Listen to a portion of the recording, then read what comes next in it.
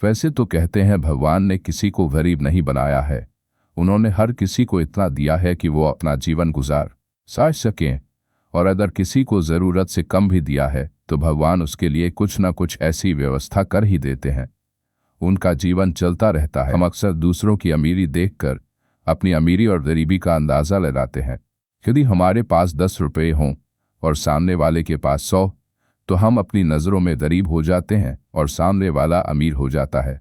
हम ये नहीं सोचते कि एक व्यक्ति कितनी मेहनत से रुपए कमाता है, 100 काम कर रहा है, उसकी ज़रूरतें क्या हैं। हम तो बस दूसरे की दौलत देखते हैं और अपनी राय बना लेते हैं। गौतम बुद्ध की आज की प्रेरणादायक कहानी के माध्यम से आप जानेंगे कि भगवान बुद्ध के अनुसार कौन धनवान और धनवान व्यक्ति होता है। साथ ही आप ये भी समझ जाएंगे कि गौतम बुद्ध हर व्यक्ति को अमीर क्यों कहते थे। गौतम बुद्ध की कहानी आपको बहुत प्रभावित करेगी और बुद्ध की इस प्रेरणादायक कहानी से मिली सीख आपके बहुत काम आएगी। एक बार की बात है, ऐसा हुआ, एक राज्य के राजा ने गौतम बुद्ध को कुछ दिनों के लिए अपने राज्य में आने का निमंत्रण दिया। बुद्ध ने उस राजा का निमंत्रण स्वीकार कर लिया और अपने कुछ शिष्यों के साथ उस राज्य में चले गए। राजा ने बुद्ध से मुलाकात की और उनसे कुछ दिन वहां रहकर अपने राज्य के लोगों की समस्याओं का समाधान करने और उन्हें धार्मिक मार्ग पर चलने की शिक्षा देने का अनुरोध किया।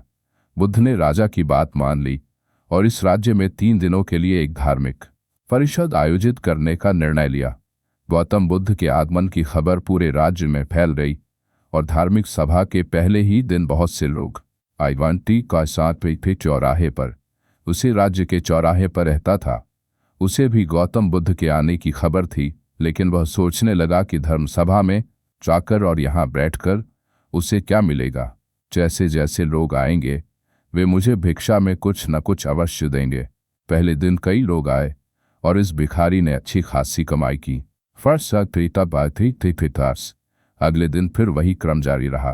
भिखारी ने भीख मांगने के साथ साथ ये भी देखा कि धार्मिक सभा में जाते समय लोग उदास और दुखी हो रहे थे और उन्होंने उसे कुछ दिया भी नहीं। जब वह बुद्ध से मिलकर वापस आता है तो बहुत खुश दिखता है और खुशी खुशी भिक्षा भी देता है।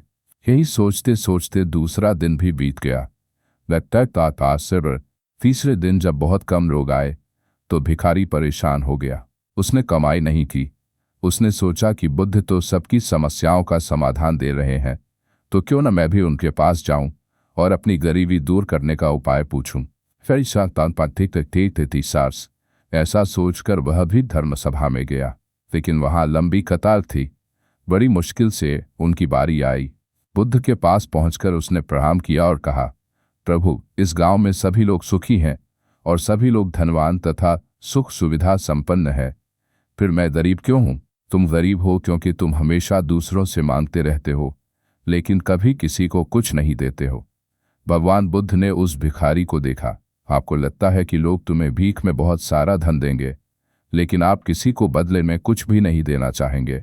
यह सुनकर भिखारी बड़े आश्चर्य से बोला, हे प्रभु, क्या मैं लोगों को कुछ दूंगा? मैं भीख मांगकर ही गुजारा करता हूँ, मेरे पास देने को आखिर है क्या? बुद्ध कुछ देर के लिए चुप हो गए और कुछ देर रुककर बोले, तुम बहुत मूर्ख हो। भगवान ने तुम्हें और हम सभी को किसी को देने या दूसरों के साथ बांटने के लिए बहुत कुछ दिया है। आपने एक मुस्कान दी है जिसे आप दूसरों के साथ साझा कर सकते हैं और उन्हें आशा और उम्मीद दे सकते हैं। तुम्हें आवाज़ दी गई है जिससे तुम मीठे बोल बोलकर लोगों की प्रशंसा कर सकते हो। तुम्हें 2 हाथ दिए गए हैं जिससे तुम दूसरों की मदद कर सकते हो। तुम्हें एक स्वस्थ शरीर दिया है जिससे तुम भीख मांगने के बजाय कड़ी मेहनत कर सकते हो। जिस व्यक्ति को भगवान ने बिना किसी कमी के ये चीज़ें दी है वह कभी गरीब नहीं हो सकता। आप सिर्फ अपनी सोच के कारण गरीब हैं। जैसे ही आप इस सोच से बाहर निकलेंगे आप खुद को दूसरों की तरह अमीर समझने लगेंगे और आपकी ज़िंदगी भी बेहतर हो जाएगी। दूसरों की खुशी देखकर अपनी तुलना दूसरों से न करें। भगवान ने सभी को अमीर बनाया है, बस ज़रूरत है तो अपनी सोच सुधारने की। भगवान बुद्ध की बातें सुनकर मनुष्य को अपने जीवन का मूल्य समझ में आया और वह उनके द्वारा दी गई शिक्षाओं के अनुसार अपना जीवन जीने लगा। जब हम सभी अपनी तुलना दूसरों से करते हैं या दूसरों को खुश देखते हैं तो हमें लगता है कि हमारी ज़िंदगी खराब है और बाकी सब मज़े कर रहे हैं। हम अपने जीवन में कभी भी अच्छी चीज़ों पर ध्यान केंद्रित नहीं करते हैं। हम कभी यह नहीं सोचते कि भगवान ने हमें स्वस्थ शरीर दिया है, जो सबसे कीमती चीज़ है। आप कितने भी अमीर क्यों ना हो, अगर आपका शरीर उपयोगी नहीं है तो वह पैसा भी किसी काम का नहीं है। और वहीं अगर आप गरीब हैं लेकिन आपका शरीर बिल्कुल स्वस्थ है, तो आप अपने आप में एक अमीर व्यक्ति हैं। कोरोना काल में हम सभी ने देखा है कि पैसे से ज़्यादा ज़रूरी स्वस्थ शरीर है। इसे ही वीडियोस देखने के लिए हमारी चैनल लाइक करिए और सब्सक्राइब करिए।